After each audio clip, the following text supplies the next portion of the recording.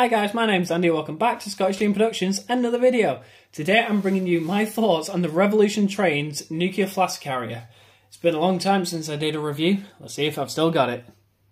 So I've never really had any interest in these flask wagons. Well, I tell a lie, I've had interest in the flask wagons themselves, but I've never really had the desire to have one in my own collection. So my layout is based from 1994 to 2004.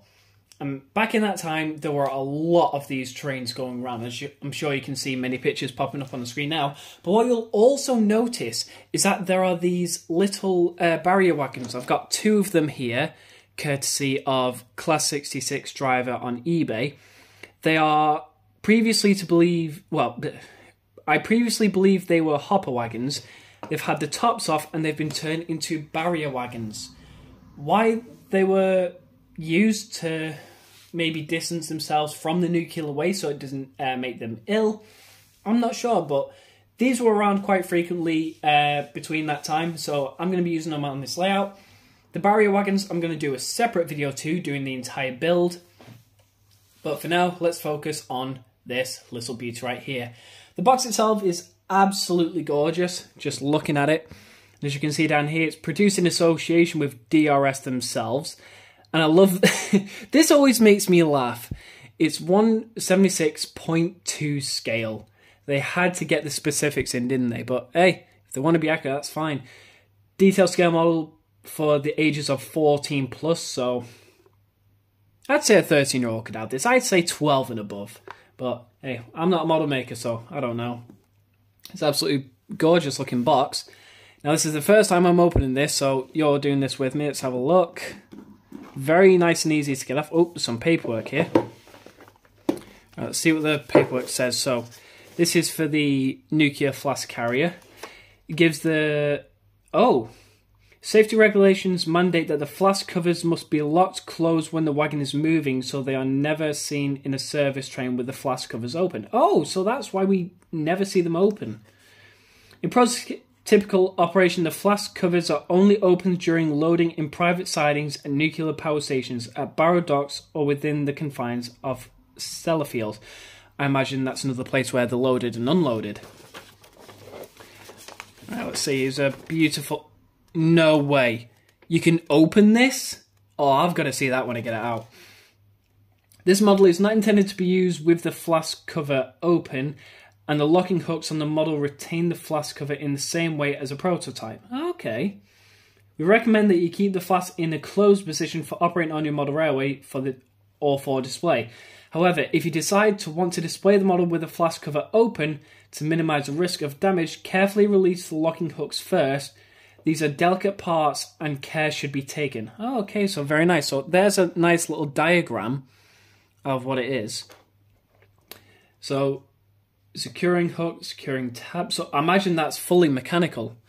Down here, just below where you can't see it, says, when returning the cover to the closed position, note that both the securing tab and locking hook should be clicked back into position.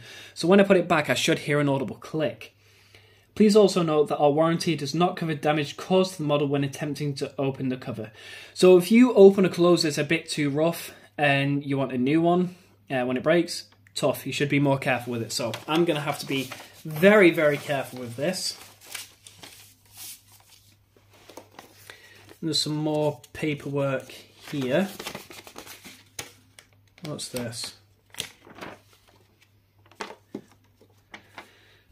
So it looks like there is 56 individual parts to this thing, which is absolutely nuts. Let's look at all that. That is absolutely insane. So there must be a lot of detail on this thing. So this just tells you a brief history about this. If you don't want to see this, then skip to this point to get onto the model. In 2014, the first of a new generation of nuclear flask carriers entered service. Ah, crap, I've got the wrong one. So these are the new generation. The ones that I probably needed are the old generation. Oh well, when in doubt, rule 1. Constructed by W.H. Davis at Shirebrook, the 40 wagons in the fleet carry UIC numbers 1170-9229-001-40 and the TOPS code FNA-D. Dimensionally, these are not most identical to the 1970s built FNA-C wagons they have replaced, but without the stainless steel cladding of the originals, which has been found to create a water trap. So the previous ones had an issue with water. I did hear this. So imagine with these new ones, that is no longer an issue. They run on Barber Easy Ride BER 22.5 ton track friendly bogies. The white cover slides open for loading and unloading.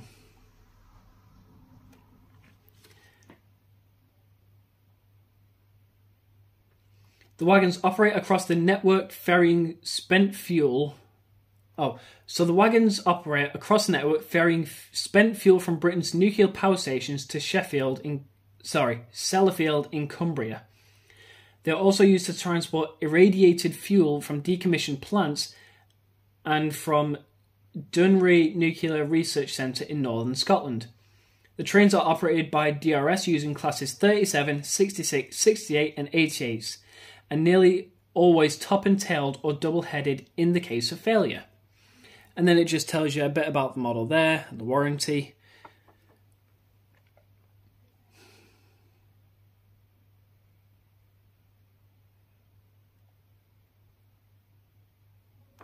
That's a brilliant little bit of paperwork, incredibly informative. And now the moment you've all been waiting for me to ramble on. Look at that. That is absolutely stunning. The signs, the writing, the detail on the bogies is just fantastic. I wonder if the axles spin. Oh, that'll be amazing if they do. Oh, I'm really, really excited for this.